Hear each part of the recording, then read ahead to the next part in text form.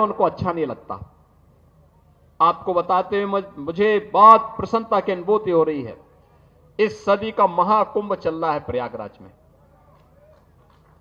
प्रयागराज महाकुंभ में आज माघी पूर्णिमा के अवसर पर भी करोड़ों लोग स्नान कर रहे हैं। प्रातः 4 बजे से ही मैं उस व्यवस्था में लगा था।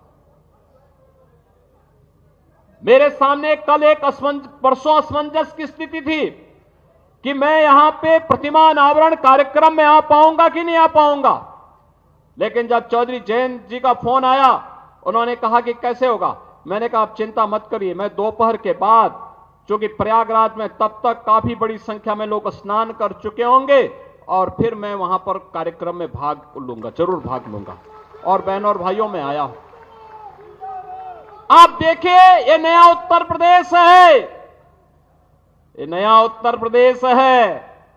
25 करोड़ की आबादी है और कल तक 50 करोड़ लोग प्रयागराज में मां गंगा, मां यमुना और मां सरस्वती की त्रिवेणी में आस्था का स्नान कर चुके हो, कल कर लेंगे। यानी 50 करोड़ आबादी दुनिया के अंदर कहां होगी। उत्तर प्रदेश वासियों, आप दुनिया को बता सकते हैं कि आइए, आपको आस्था का स्नान करना हो, हमारे प्रयागराज में आइए। 50 करोड़ लोग महाकुंभ में स्नान किए हैं। लेकिन कुछ लोगों की आदत है, चोरी छिपे उन लोगों ने कोरोना की वैक्सीन लगवाई, लेकिन दुनिया को कहते रहे रे मत लगाओ। ऐसे ही चोरी छिपे, वो तो आज के दिन पे बहुत कोई छुप नहीं सकता। चोरी छिपे चुपचाप संगम में डुबकी लगा करके आ गए। लेकिन जनता जब पुण्य का भागीदार बनने के लिए, स्नान करने के लिए जा रही है, कह रहे मत जाओ मत जाओ। लेकिन जनता कहां मानने वाली है। जनता तो उनकी असलियत जान चुकी है। और इसे करोड़ों की संख्या में श्रद्धालु जाकर के आज भी और 26 फरवरी तक रेला इसी प्रकार से आगे बढ़ता रहेगा, कोई संदेह नहीं। लेकिन एक बात समझ में नहीं आता है, जब इनको अवसर मिला था तब इन्होंने कुछ नहीं कहा। याद करिए बागपत के नौजवानों, पुलिस की भर्ती निकलती थी, बागपत का नौजवान पुलिस की भर्ती होने से वंचित हो जाता था। लेकिन अब आपकी भर्ती हो रही है। याद करिए, अभी 60,200 पुलिस के नए भर्ती की प्रक्रिया चल रही है। फिजिकल टेस्ट हो रहा है। अगले 1.5 महीने के अंदर, 1.5 से 2 महीने के अंदर इनकी ट्रेनिंग का कार्यक्रम आगे बढ़ेगा और इस साल के अंत तक यूपी पुलिस को 60,200 नए पुलिस कार्मिक मिलेंगे, बिना भेदभाव के। बागपत का नौजवान भी होगा, मुजफ्फरनगर का भी होगा, बुलंदशहर का भी होगा, गाजियाबाद का भी, हापुड़ का भी, बिजनौर का भी, शामली का भी, सहारनपुर का भी, हर एक जनपद का नौजवान होगा। उत्तर प्रदेश की ताकत का एहसास कराएगा। और उत्तर प्रदेश का नौजवान ही नहीं होगा, उत्तर प्रदेश की बेटियां भी होंगी, क्योंकि उनके लिए तो 20% जगह हमने अनिवार्य रूप से कर दिया है कि बेटी भी इसमें अनिवार्य रूप से भर्ती होगी। बहनों और भाइयों, इन नौजवानों के बल पर ही हम उत्तर प्रदेश की कानून व्यवस्था को देश की सबसे बेहतरीन कानून व्यवस्था बना रहे हैं। बेटी भी सुरक्षित है, व्यापारी भी सुरक्षित है। हर व्यक्ति अपने आप को सुरक्षित महसूस करता है। यहां निवेश आ रहा है, नए नए निवेश के माध्यम से हम आगे कार्यक्रम आगे बढ़ा रहे हैं।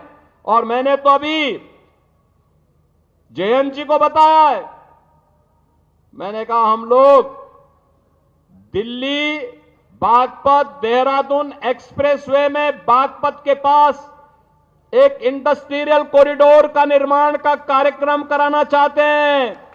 यहां इंडस्ट्री लगे, इस कार्यक्रम को हम आगे बढ़ाना चाहते हैं। बस उसमें आप लोगों का आशीर्वाद और सहयोग प्राप्त होगा तो हमारे स्तर पर कहीं कोई संदेह नहीं, उस कार्यक्रम के लिए हम लोग पैसे की व्यवस्था भी कर चुके हैं।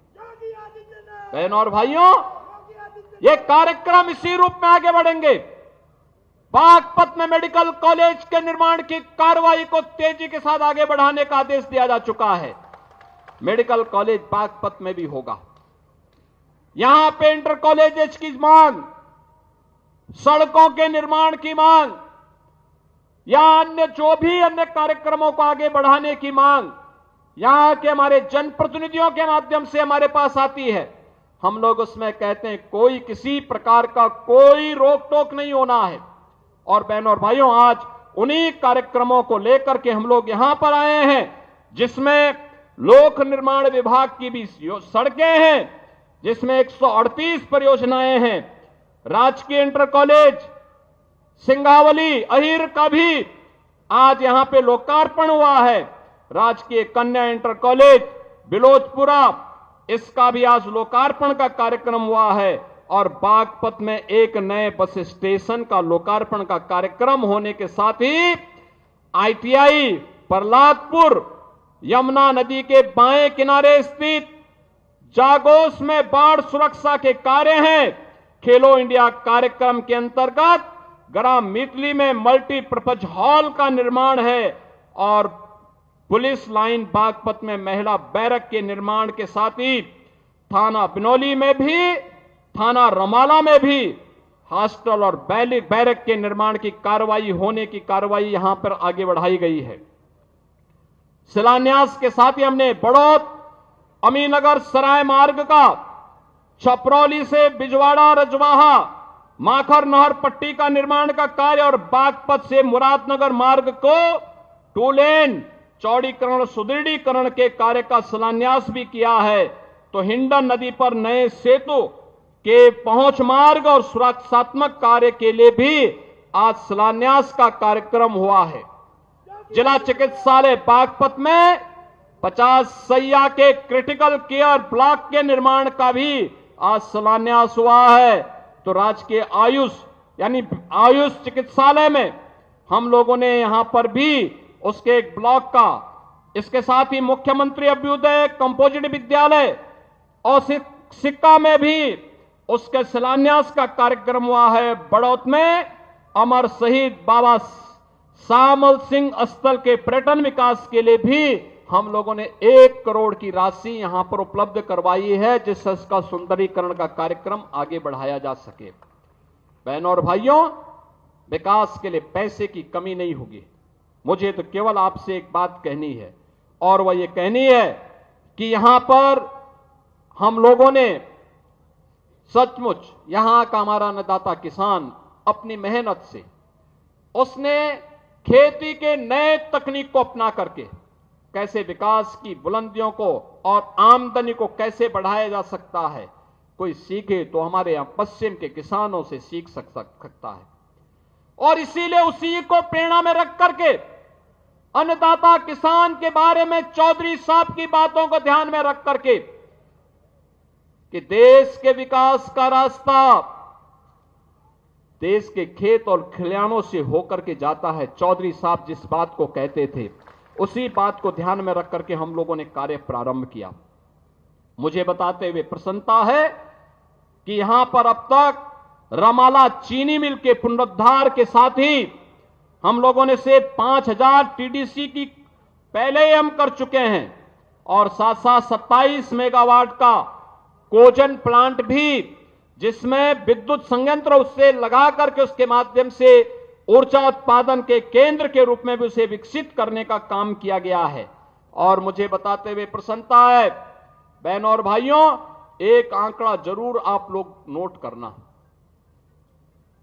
पिछले 8 वर्ष में, अभी 8 वर्ष हमें 25 मार्च को होंगे, लेकिन मैं आपको बताना चाहता हूं अभी तक हम लोगों ने 2017 से अब तक 2,72,600 करोड़ रुपए अन्नदाता किसान को केवल गन्ना मूल्य का भुगतान अन्नदाता किसान के खाते में सीधे किया है, यानी 2,72,600 करोड़ रुपए।